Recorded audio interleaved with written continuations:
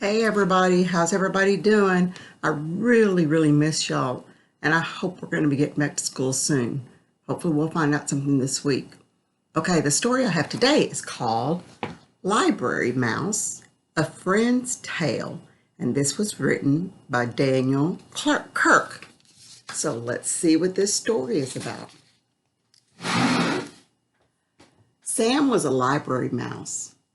He lived in a little hole in the wall behind the children's reference books. Sam loved to read, and he loved to write, too. Everyone loved his little books, but Sam was very shy, and no one at the library had ever seen him.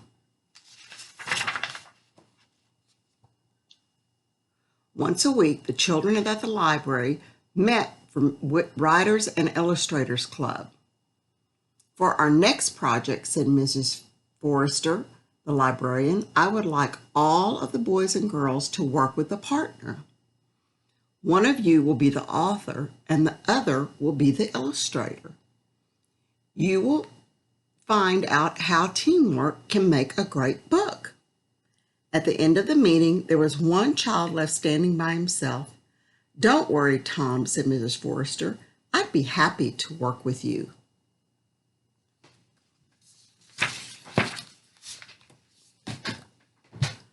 When night came, Sam, the library mouse, went to do some research for a story he was planning to write.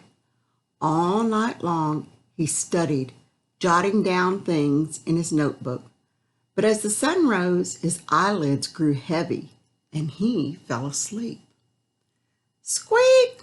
Sam awoke with a start as children filled the room. In his hurry to escape, he left his little notebook behind. Tom discovered it on the librarian's desk. Carefully, he opened the cover and turned the pages. Then he went to tug at Miss Forrester's sleeve.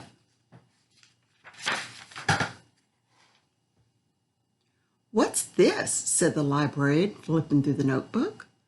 From the titles of the stories in here, I would guess this belongs to Sam, our mystery author.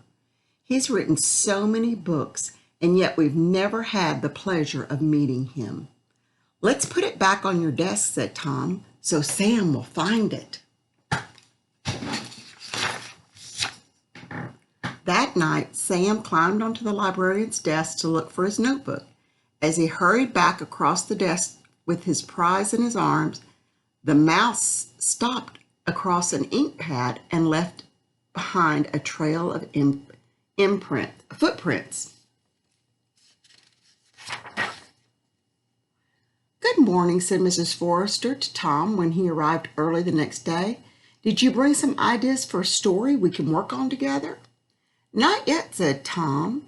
Then he noticed the inky marks on the librarian's desk and saw that Sam's notebook was gone. Impossible, he thought. When he was sure no one was looking, Tom got down on his hands and knees.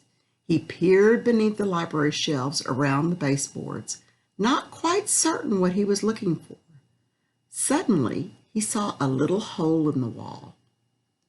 Now he knew why Sam always seemed to write about mice. Tom tore a piece of cheese from a snack he had brought, and he left it by the opening. Oh no, Sam cried when he stepped out of his hole that night and saw the cheese. Who could have left it? He wondered. What do they want? Sam thought it might be best to leave the cheese alone and pretend he had never seen it.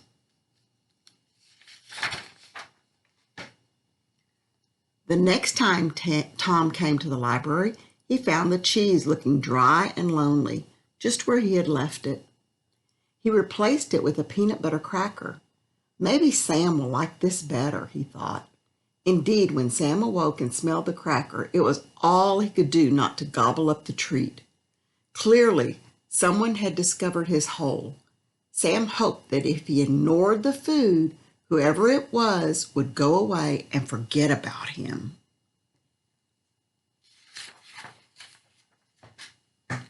When he finished writing, Tom folded up the paper and left it just outside the little hole in the wall. That night, Sam read the story from beginning to end. Tom had discovered the one thing Sam could not resist, a story. Sam grinned. He remembered Tom as a regular at the library. "I've got an idea," he said to himself, then went into his hole and got to work.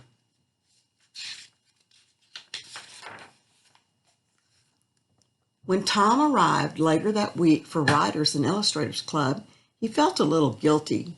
He'd been so busy thinking about Sam that he'd forgotten to do his assignment. He got down on his hands and knees to look beneath the reference books. The paper he had left was gone. Then he heard the librarian's voice. "Tom, what's this I found on my desk?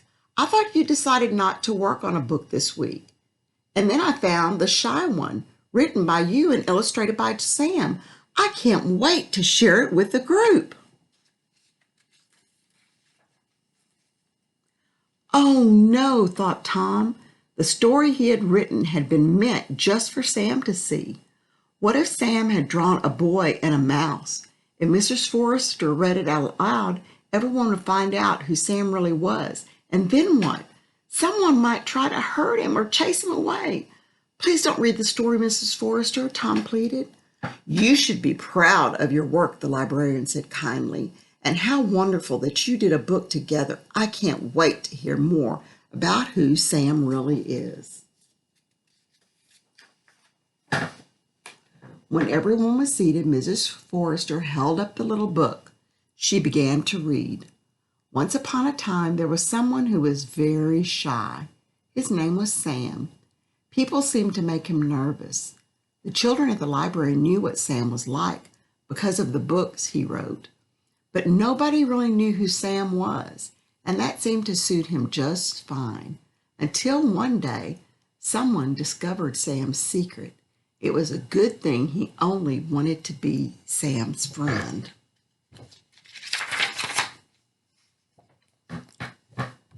"Come on," Sam said to Tom, "let's do it together." And they did. Mrs. Forrester read the story from beginning to end, and Tom was amazed to see the pictures that Sam had drawn. The illustrations showed 2 mice instead of 1, and one of them was named Tom. "So tell us," said Mrs. Forrester, "just who is Sam who writes so many of our books? I just have to ask you, is it you?"